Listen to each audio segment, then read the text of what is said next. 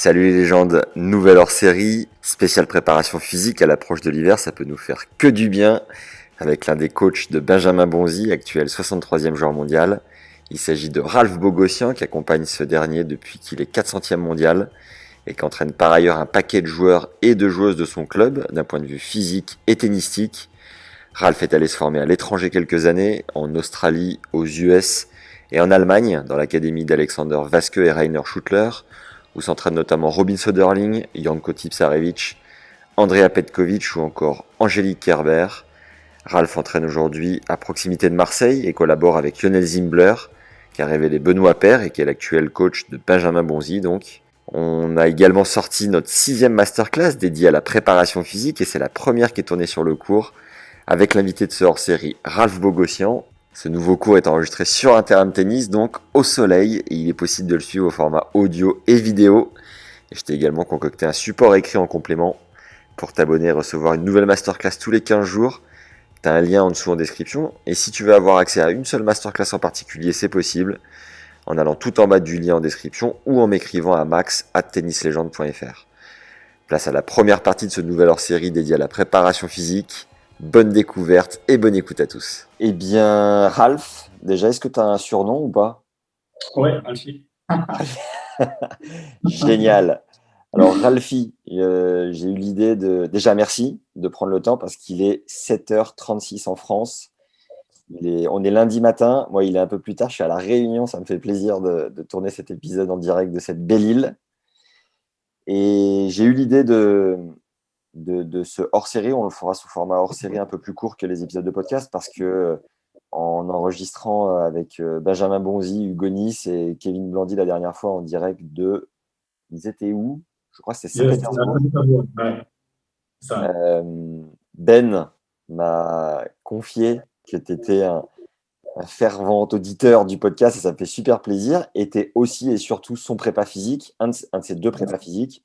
Et du Ouais. coup, je trouve génial d'avoir ton parcours et ton approche là-dessus. Et puis d'aller un petit peu plus loin parce que là, l'hiver approche. On va, tous les auditeurs, avoir tendance à un petit peu rester peut-être plus feignants et statiques à cause du froid. Et tu vas pouvoir nous transmettre du coup quelques exercices sympas pour progresser dans notre prépa physique. Ouais, pour tout simplement se mettre en action, quoi, pour faire des choses, quoi. Tout Yes. simplement. Et pour commencer, Ralph, est-ce que tu peux nous dire où tu es basé?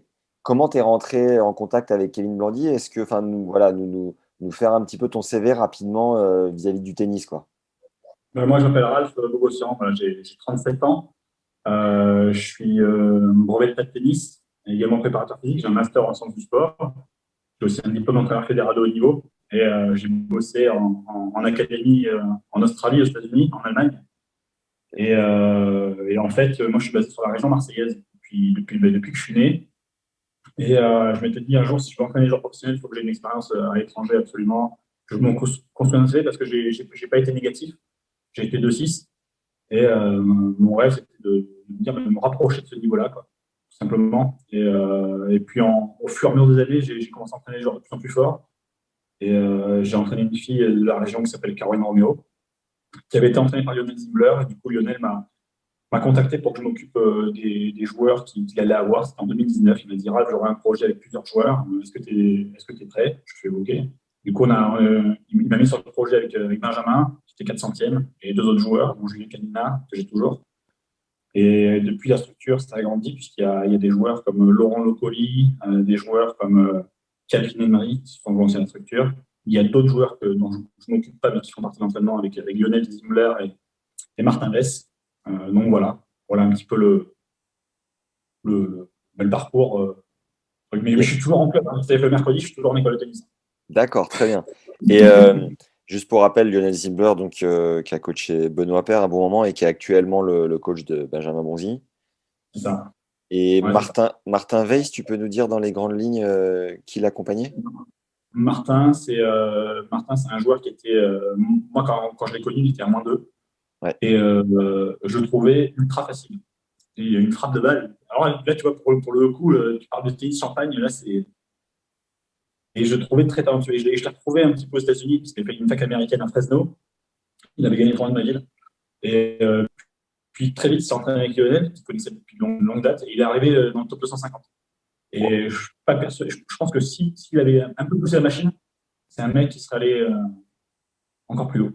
Voilà. Et du coup, Martin bosse en tant que deuxième entraîneur dans la structure, en tant que travel coach aussi. Et voilà, donc moi je suis avec les deux en tant que préparateur physique. D'accord. Voilà. Donc Et on est essentiellement basé sur Marseille, sur le William Tennis Club et sur le CSM. on pourrait en parler toute la nuit, mais t'es parti où en Australie, aux États-Unis, et je crois que tu m'as dit Allemagne aussi. Ouais. Ouais. Et, Alors en Australie, je suis parti sur la côte ouest. ouais. Donc Après, t'as commencé par les US? non, je commence par l'Australie. Et pareil, avant de Je nous commence dire, par l'Australie, mais sur la côte ouest. avant de nous dire où t'étais en Australie, comment t'as fait pour prendre tes couilles et y aller? Parce que c'est quand même c'est pas évident, quoi. Ouais, en fait, ça remonte à quasiment 14 ans. J'étais en fac et puis je végétais un peu. Et j'avais pris mal une décision d'un enseignant de fac qui me disait, mais ouais, mais si tu veux faire un échange, il fallait s'y prendre l'année précédente. J'ai fait, mais vous rigolez. L'année précédente, je suis venu, vous m'avez dit qu'il fallait attendre un an. Et là, vous me dites ça, je suis pas, c'est quand même un peu gros. Et là, j'ai vrillé. Et je me suis dit, ben, cette expérience-là à l'étranger, je vais la faire tout seul. Et, euh, et du coup, je parle anglais un peu moyen, grâce à la télévision, grâce aux séries. Et j'ai commencé à envoyer des emails partout en Australie. J'ai dû envoyer une centaine d'emails, que ce soit sur la Gold Coast, Sydney, Melbourne, Cairns, Adelaide. J'ai envoyé toutes les académies que je pouvais. Et puis, il y a eu des académies qui ont voulu m'avoir et qui m'ont dit, bah, écoute, envoie-nous une vidéo. À l'époque, il n'y avait pas de tous ces trucs Internet. Donc, du coup, j'ai fait ma vidéo dans le jardin avec mon petit appareil photo. J'ai fait ça aussi sur le terrain de tennis. J'ai gravé un CD que j'ai envoyé en Australie. Putain. Ça a mis 3 semaines à arriver. Ça coûtait combien d'envoyer un CD en Australie à l'époque? Je ne sais plus, mais ça peut-être peut-être peut-être actuellement, ça peut être ouais, 45, 50 euros. C'était juste un truc comme ça, c'était pas lourd, quoi. Ouais, et puis tu l'assures à ce moment-là, parce que t'as envie qu'il arrive, le truc, quoi. Ouais, c'est ça. Et du coup, là, je reçois un email, ah, tu peux venir. Et là, je me réjouis. Et finalement, quelques temps plus tard, le mec me dit, non, désolé, je pourrais pas. Là, je me retrouve 2008, je me dis, qu'est-ce que je vais faire encore? Qu'est-ce que je vais faire? Et j'ai renvoyé une salle d'email. Et là, il y a un mec qui me dit, bah, écoute, si tu es prêt, dans 2 semaines, tu peux venir. Donc, du coup, je l'ai eu au téléphone. Alors, à l'accent australien, en plus du bush australien, quoi, de l'Ouest extraordinaire, avec du twang dans tous les sens. Je comprenais rien. Et j'étais là au l'autre bout du fil. Et je me suis dit, mais en fait, ça va le faire. Donc, je suis allé faire mon visa. C'était un working holiday visa. C'était assez rapidement. J'ai pris mon billet d'avion. En une semaine, j'étais dans l'avion, quoi. Et Donc, donc t'as envoyé bouler c'était assez l'université. dingue. T'as envoyé bouler l'université, quoi. Ouais, en fait, j'ai terminé mon bac plus 4, mon master en sciences du sport. Et je m'étais dit, le master 2, il m'apportera rien de plus. Et je me suis dit, ben, je vais faire ça. Voilà. Donc, je suis parti comme ça, quoi. Et là, Hein. c'était en tant qu'entraîneur de tennis Donc, à ce moment-là. ouais, même pas. En fait, si tu veux, ouais, j'étais en train de tennis, mais j'avais envoyé, si tu veux, à l'époque, j'avais mon master en sciences du sport. J'avais été assistant moniteur de tennis, mais j'avais pas encore mon brevet d'état.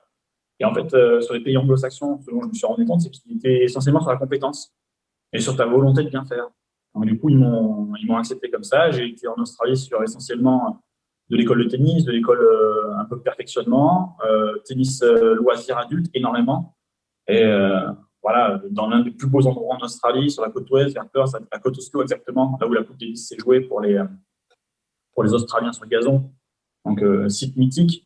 Et j'ai pu voir la Open Cup aussi. Donc, et puis, je suis parti aussi à Melbourne pour le Don Australie, bien sûr. Énorme. Donc, voilà. Et t'as fait combien de temps? Et après, où est-ce que t'as enchaîné? Donc, j'ai fait un an. Et au bout d'un an, mon employeur m'a proposé un contrat. J'ai refusé parce que je voulais faire d'autres choses un peu plus dans le haut niveau. Ouais. Et je m'étais dit, il faut absolument que je fasse mon brevet d'État. Donc, j'ai passé mon brevet d'État sur Cannes.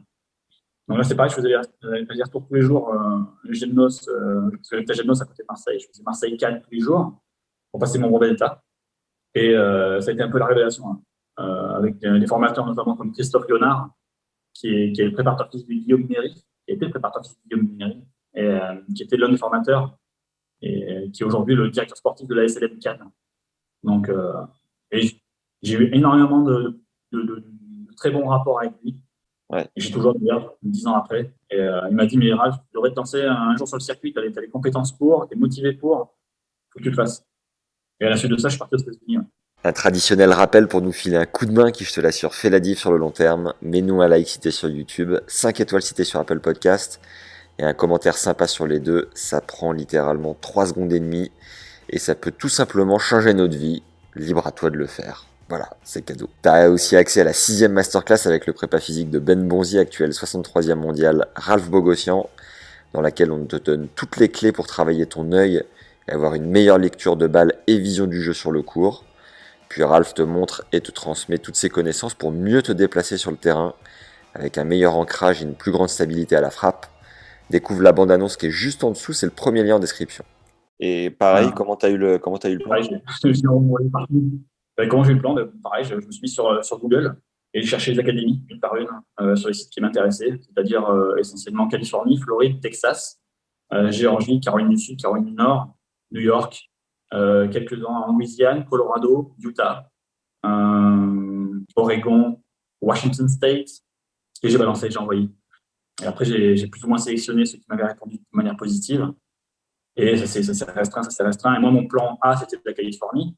Bien que je sache que le tennis en Floride, il y a plus d'académies, mais Californie, pour les paysages et pour le style de vie qui est extraordinaire. Donc voilà. T'es vraiment une machine de motivation, de détermination, surtout parce que quand on a fait le live privé avec Sam Sumik, il y a eu pas mal de questions des auditeurs du podcast qui disaient mais comment t'as fait la barrière de la langue et puis prendre son courage et puis tout plaquer et puis connaître personne et machin. Putain, toi, t'as fait en Australie, derrière, t'as dupliqué aux US. Ouais. Quand t'es arrivé aux US, est-ce que enfin, forcément, tu devais être beaucoup plus à l'aise avec la langue et puis avoir emmagasiné un peu d'expérience. Comment, comment tu voyais le Ralph qui était arrivé en Australie, qui était un peu, qui découvrait, quoi, tu vois, comment t'as géré la langue aussi, enfin, comment t'as fait tout ça, quoi. En Australie, c'était très drôle parce que j'avais choisi l'appartement avec mon coloc que je ne connaissais pas. Et je me balade sur la plage le 2, 3 premiers jours là, et je vois un mec habillé en tenue de tennis, un peu perdu. Je dis, excuse-moi, tu serais pas Mike? Il me dit, ouais, mais comment tu sais? Je pense que tu vas être t'es mon coloc. Il fait, moi, je suis Ralph. Enfin, je dis, moi, je suis Ralph. On va être coloc. On a échangé par email. Il me dit, ah oui, c'est une grosse blague, ça. Du coup, on a commencé à rigoler là-dessus. Et On a monté. tu parlais déjà un petit peu pour lui dire tout ça sur la plage. Ouais, je parlais un petit peu, mais c'était grâce surtout à la musique que j'écoutais, puis un petit peu aux séries en VO. Mais c'était pas non plus extraordinaire. Et le lendemain, on a commencé avec les gamins en école de tennis. Et tous les gamins me donnaient leur prénom. Mais en Australie, ils ont cette manie de couper tous les prénoms. Par exemple, Madison, elle me dit Maddy. Ben, ils vont me dire Benny. Et à chaque fois, ils te coupent les trucs. Et tu te retrouves avec une multitude de prénoms que tu ne connaissais pas déjà à la base. Et qui en plus, ils sont coupés. Donc, j'ai pris mon calepin et j'ai dit à tous les gamins, allez, vous notez vos prénoms parce que je ne comprends rien. Génial, Et génial. du coup, ça s'est passé comme ça. Et la fois aux États-Unis, alors ça, c'est hallucinant, je suis arrivé très tard parce que j'habitais vers Santa Barbara. Et je suis arrivé très tard à l'appartement. Je devais me faire réceptionner par un des colocs. On était plusieurs joueurs et coachs dans cette maison.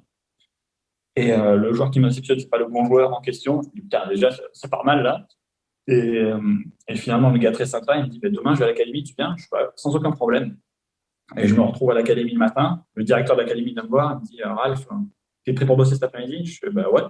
Ouais, j'ai 9 heures de décalage horaire, mais ça, ouais, ça va te faire. J'ai pas trop dormi. Et là, on se retrouve devant 80 joueurs. Et il dit, devant tout le monde, il fait, bah, voilà, je présente Ralph. Bah, vas-y, présente-toi. Oh, putain. Après, Voilà. tu avais quand même le bagage. Combien de temps t'as mis à bien maîtriser l'enseignement en anglais en Australie? Je pense qu'il m'a fallu un mois, un peu Ah moins d'un ouais, mois. ça va. Ouais, en fait, ce qui se passe, c'est que, pareil, chaque jour, j'avais mon colloque anglais, je demandais ça c'est quoi, une ligne de fond de cours, une ligne de simple, une ligne double. Et puis, si tu veux, mon frère a fait un peu la même expérience, un peu à l'étranger. Là, actuellement, il habite en Suède. Et là, mon frère parle suédois couramment. Donc, en fait, c'est une question de se mettre en dehors de la zone de confort et d'être confortable avec ça tout le temps. C'est-à-dire que je dis, bah, ouais, je maîtrise pas la langue, mais eux non plus, ils maîtrisent pas le français. Donc, quelque part, je suis en train d'apprendre leur langue et je pense que ça va le faire. Donc, Dans la famille Bogossian, il y a du courage, hein, il y a du mérite. C'est beau ça. ouais, ouais, c'est vrai, je sais pas si c'est du mérite ou du courage, mais en tout cas, c'est le fait de se dire, ben, je peux pas faire pire, quoi. Ouais, ouais. Avant de basculer sur la partie physique, et puis ben, juste que tu Ouais. nous racontes l'Allemagne rapidement, est-ce que tu peux nous dire pire et meilleur souvenir en Australie et aux US? Enfin, moi, je dirais, bon, hormis l'Open Australie qui est extraordinaire, en plus, c'est l'année où Nadal bat Roger en finale, il y a une effervescence autour de tout ça. Euh, mais si tu veux, moi, ce que j'adore en Australie, c'est l'état d'esprit. L'état d'esprit, le côté cool, le côté très sportif et très festif aussi. Ça, un souvenir en particulier, j'en ai pas assis. Ouais, il y a des concerts de rock, il y a des festivals, il y a des moments sur les terrains de tennis où tu joues sur le terrain de tennis en gazon, il fait 40 degrés, 44 degrés. Ils arrêtent les matchs parce qu'il fait 44 degrés,3. Ça, c'est extraordinaire. Sur les États-Unis, c'est les organisations de tournois où on part avec 4 vannes, qui est l'agence touriste, qui est plus 3 Chrysler. On est 80 joueurs en tournoi et il faut gérer sur quasiment ouais, 5-6 sites. Parce qu'aux États-Unis, quand tu fais des tournois sur des Open, tu ne joues pas sur un site à la fois, tu joues sur 5-6 sites qui représentent à eux-mêmes quasiment 50 cours. Et tu navigues de site à site et c'est très très cadré. C'est-à-dire que tu n'as pas le droit de modifier un horaire, de juge arbitre, etc. C'est comme ça et c'est pas autrement. Tu ne discutes pas. Et oui, j'ai eu la chance aussi de jouer d'être pré-qualifié d'Indian Wells. C'est bon ça. Et, Ouais. pré-qualif d'Indianola, ça veut dire que tu étais combien à ton meilleur? Mais moi, en fait, j'étais de 6, mais tout le monde peut s'inscrire. C'est ça qui est D'accord. fort aux États-Unis. Ah C'est que ouais. tout le monde peut s'inscrire à condition d'être présent le jour même et d'avoir payé son inscription. Mais Ok. tout le monde peut le faire. Et Donc, tu m'as dit les pires moments là que tu as vécu dans chaque pays ou non, pas? non, ça, c'est les très très bons moments. Non, les pires moments, ouais, j'en ai eu un en rentrant de soirée sur l'Australie, je sais pas trop l'endroit. Il devait être 4h, 5h du mat. Il n'y avait plus de train. Et on a erré sur une route avec mon coloc anglais. C'était la troisième semaine qu'on était là-bas. Et donc, on avait quitté la boîte de nuit vers 1h30, 2h du mat. Parce que là-bas, ça ferme assez tôt. Et on se retrouve à 5h30, 6h. Je me dis, mais attends, mais on est où là? Et il me dit, mais je sais pas. Je fais, bah, mais écoute, on va appeler parce que là, on est au milieu de nulle part. Et là, on appelle un taxi. Il nous dit, les gars, juste au passage sur cette route, il y a eu d'autres atroces meurtres il y a quelques années en arrière. Bon, ben, on y était, on est là, on n'est Putain, pas mort. Donc, chaud. ouais, c'était ouais, chaud, chaud. Et puis après, tout ce qui est requin blanc, j'en ai vu un de très près, en Australie, en bord de plage, à Cottesloe, sans compter les serpents mortels, les araignées aussi. L'Australie, c'est monnaie courante. Donc, Et aux voilà. US? Comment? Et aux Aux US? US, aux US, un bon souvenir qui a failli se mettre à être un mauvais souvenir dès le départ. Donc, je conduis le van, j'ai 12 joueurs avec moi. On est sur l'autoroute, pas loin un peu au nord de Los Angeles. Et là, je me fais arrêter par les policiers. Et en fait, si tu veux, ils ont comme un haut-parleur. Tu as l'impression que le haut-parleur rentre dans la voiture. Et ça fait un drôle d'effet. Ils disent, arrêtez-vous, arrêtez-vous. Donc, moi, je m'arrête sur le côté. Ils te demandent de mettre des mains en évidence, comme si tu avais fait un crime, mais c'est un truc de fou. Et Ouais, finalement, c'était pour une question d'assurance de véhicule, quoi. C'était d'accord. l'académie qui avait oublié de mettre tout ce qu'il y a à jour, quoi. C'est Ah, tout. ils rigolent pas ces Non, et puis honneurs-là. mauvais souvenir, il n'y en a pas. Il n'y en a pas. C'est beaucoup d'heures de travail, c'est quasiment. En Australie, je bossais 40-45 heures, mais aux US, j'étais une fois sur 80.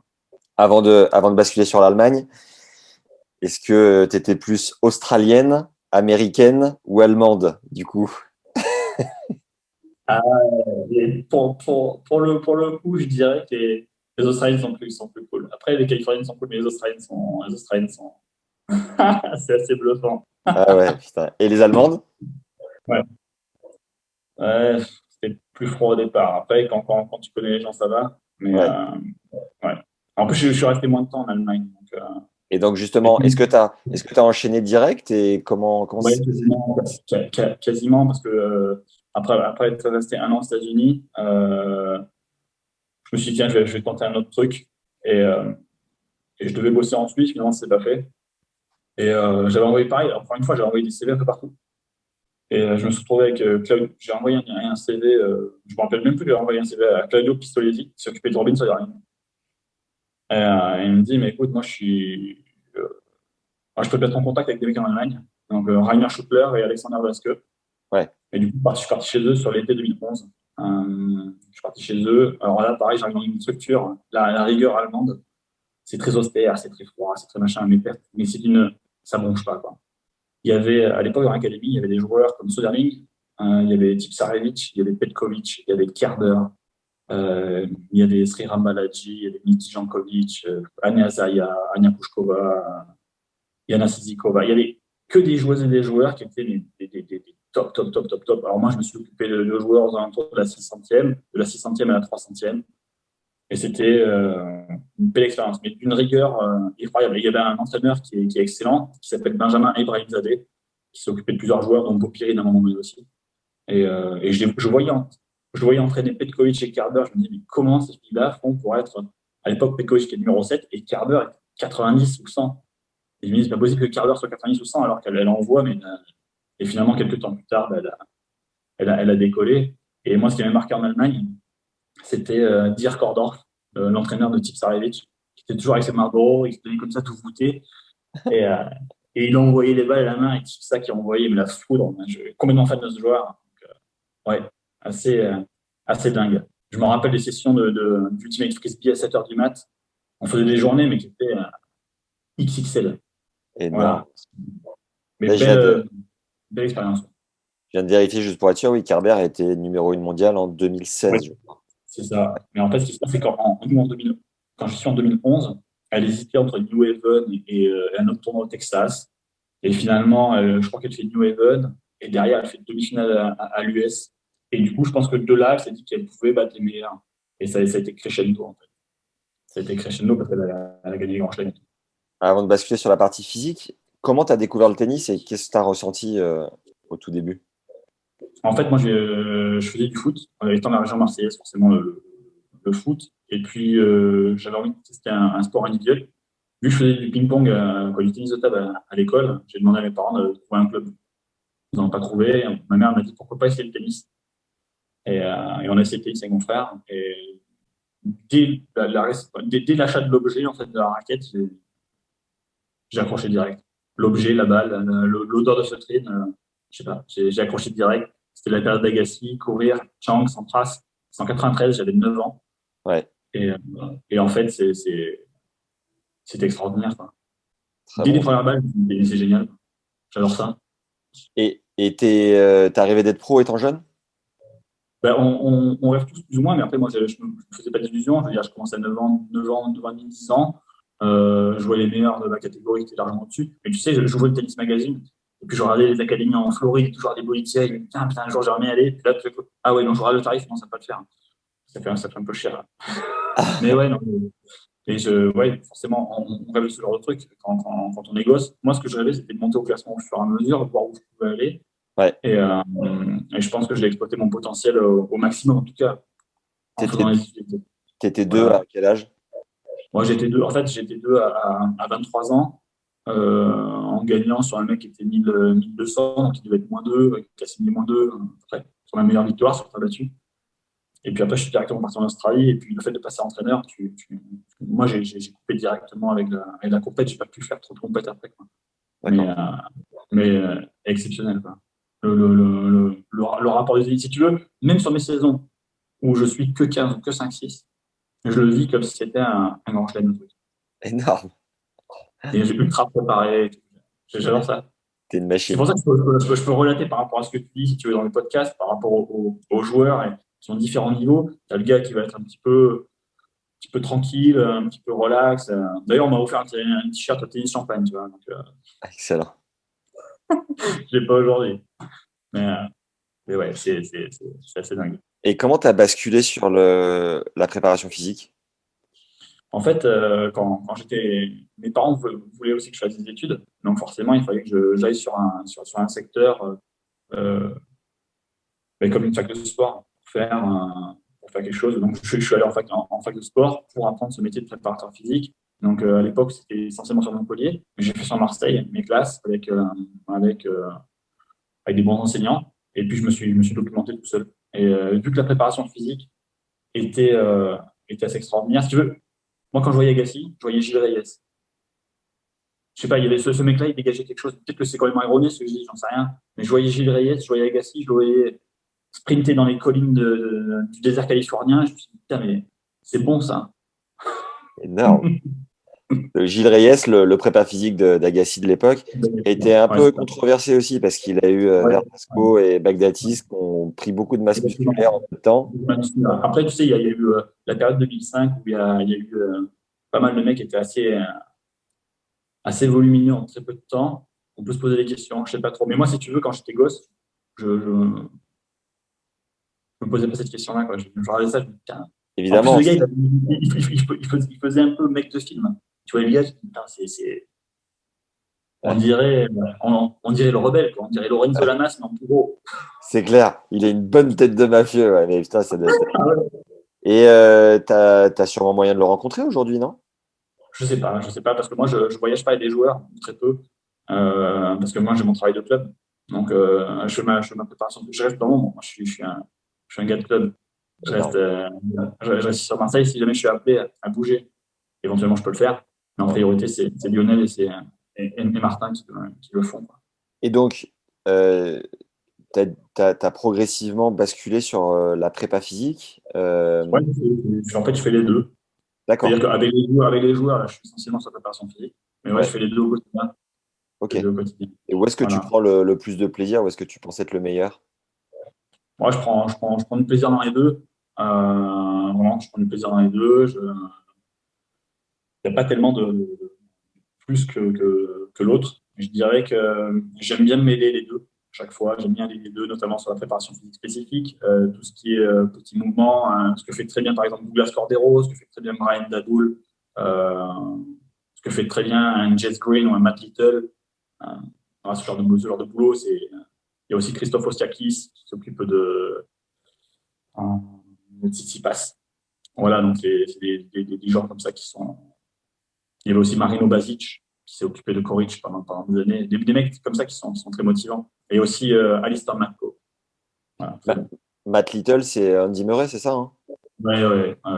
Ah, là, c'est du très fort. Matt Little, Jess Green, Djoko, c'est un peu plus. On voit moins les choses. Comme Roger, hein, par rapport à Paganini, qui est un ponte, mais on voit très peu en fait ce qu'ils font. Moi, j'essaie de diffuser un maximum. Ces joueurs-là, ben forcément, ça reste confidentiel pour diverses raisons, ce que je peux comprendre.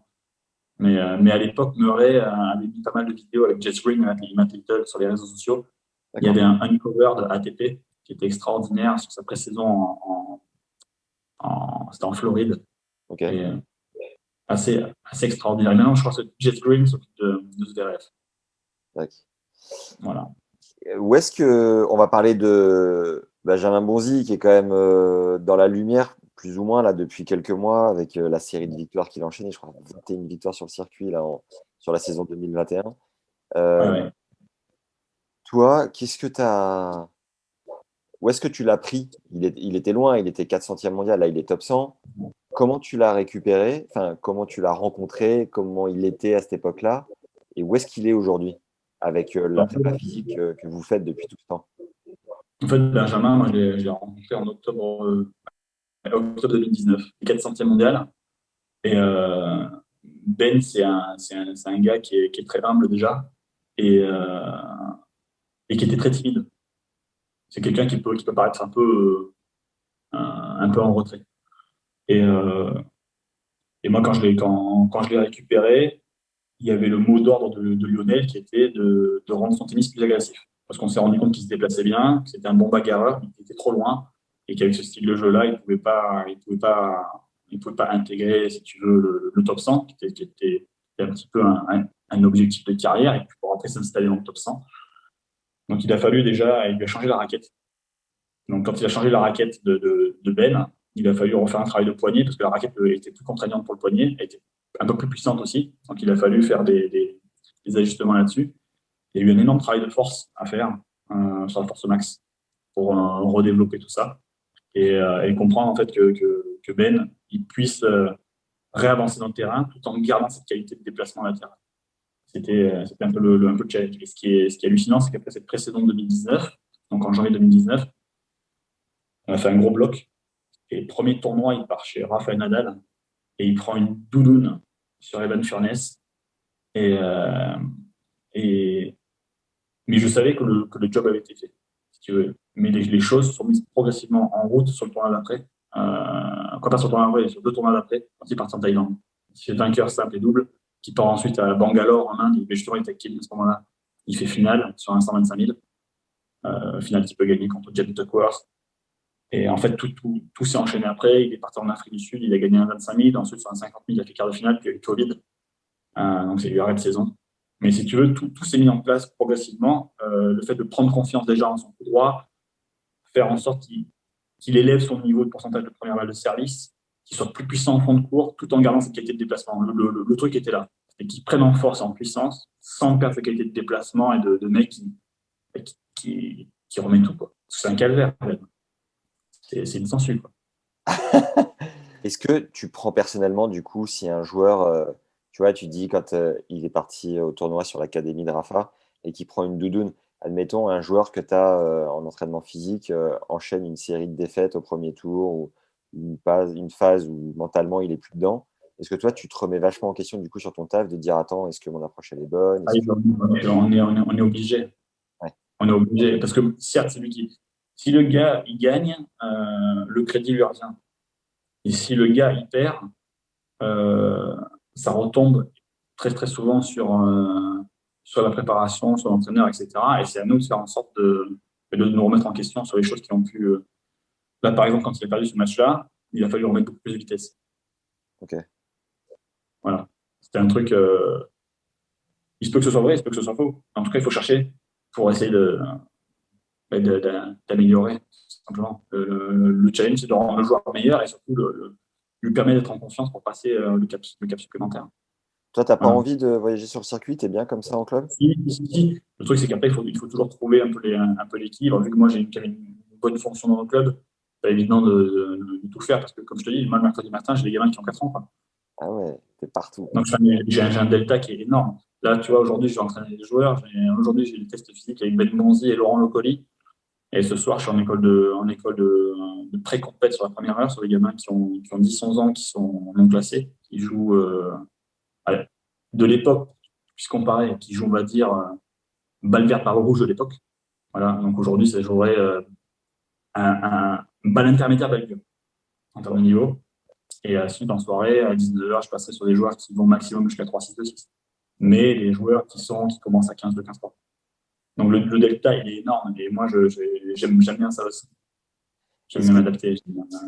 est-ce que tu sens que grâce à tes expériences aux US, en Australie et en Allemagne, ton approche aujourd'hui, c'est un mix de la rigueur allemande, du côté plus cool quelque part, et j'en sais rien. Est-ce que tu as fait un pot pourri de tout ça et à quoi ça ressemble? Ouais, c'est un peu un peu pourri. Après, moi, je me suis rendu compte, surtout aux États-Unis, c'est que la, la, la, la pédagogie était beaucoup basée sur le coup fort. Ok. Beaucoup. Et que nous, en France, on essaie d'équilibrer à chaque fois et c'est pas forcément bon. Quand on regarde le tennis de très haut niveau, bien sûr qu'ils améliorent entre guillemets, le coup faible, mais tout est basé sur le coup fort. On va pas demander à Andy Roddick je sais pas moi, de faire des chips de bout de course ou de tout le temps faire les premières secondes alors qu'il peut envoyer du lourd. Mm. Ça n'a pas de sens. Et nous, en fait, on a tendance à vouloir tout le temps équilibrer. On veut équilibrer à droite, on veut équilibrer à gauche, on veut équilibrer, refaire un beau joueur. Et est-ce que c'est efficace? Je sais pas. Tu sais, quand j'étais aux États-Unis, il y avait un tournoi qui était énorme. Et j'ai vu un Steve Johnson, qui à l'époque jouait à USC. Il n'était pas encore professionnel. Et il était invaincu avec sa fac. Et je l'ai vu jouer, j'ai compris. Je me suis dit, mais lui, il est comme ça avec son coup droit, il fait comme ça en chip de revers. Le gars, il a envoyé la foudre, tous les coups, quoi. Et le gars, il est arrivé sur le top 100, il est quasiment arrivé top 20. Il dit, ce gars-là, il s'est été en France, il lui aurait dit, attends, ton revers, là, non, il faut que tu changes, essaie de passer dessous, essaie de faire quelque chose de beau. Lui, il était comme ça, il s'était très heurté, il faisait un chip qui était rasant pour croiser, pour derrière, dès qu'il avait coup droit, il envoyait la sauce, soit long ligne, soit décroisé. Il avait un kick de revers, un kick de service ici, il l'a envoyé grillage latéral. Je l'avais vu en finale contre Bradley Plan. Donc, c'est deux joueurs qui ont terminé en top 100 derrière. Steve, il a terminé top 20 et Bradley, il a terminé top 60. Il y avait des équipes de dingue. T'imagines même à UCLA, tu as des gars comme Marcos Giron, comme Mackenzie McDonald. Euh, tu prends un Jameson Brooksby, tu vois, c'est des techniques gestuelles qui sont pas très, très, très académiques. Et les gars, ils ont une efficacité redoutable. J'espère que cette première partie avec Ralph t'a plu. Viens nous le dire avec un like et un commentaire sur YouTube. Pense aussi à nous mettre 5 étoiles sur Apple Podcast. C'est sur cette plateforme que tout se joue et qui permet de mieux référencer notre travail. Le bouche-oreille nous aide aussi comme jamais, alors envoie l'épisode à un pote ou une amie qui a besoin d'un coup de boost en termes de prépa physique à l'approche de l'hiver. Puisqu'on a sorti notre 6e masterclass dédiée à la préparation physique, et c'est la première qui est tournée sur le cours avec l'invité de ce hors-série Ralph Bogossian. Ce nouveau cours d'1 heure est axé sur le travail de l'œil pour une meilleure vision et lecture du jeu, ce qui va considérablement améliorer ta qualité de centrage à la frappe. Puis la seconde partie est dédiée au déplacement, au freinage et à l'ancrage pour une plus grande stabilité dans tes coups. Le but de cette masterclass est de mieux lire les trajectoires pour t'organiser plus rapidement sur le terrain, d'être moins stressé dans tes coups sous pression et d'être toujours bien placé derrière la balle.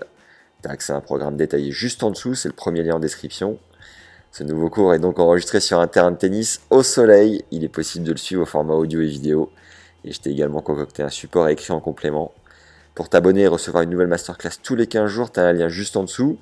Et si tu veux avoir accès à une seule masterclass en particulier, c'est aussi possible en allant tout en bas du lien en description ou en m'écrivant à max@tennislegende.fr. Merci aux tipeurs qui nous soutiennent sur la plateforme Tipeee. Tu peux le faire à hauteur de 3 ou de 1000 euros, chacun son budget. Le lien est dans le bas de la description de cette vidéo. Si tu as des idées de partenariat ou que tu as envie de parler lors d'une longue soirée d'hiver, n'hésite pas à m'ajouter sur LinkedIn à Max Zamora, Zamora, ou sur Insta à Max Emia, E-E-T-M-I-A, M-I-A, le tout attaché. Merci pour les bonnes ondes, les légendes. À très vite pour la seconde partie de ce hors-série et pour la suite des festivités de manière générale. D'ici là, prends soin de toi. Ciao.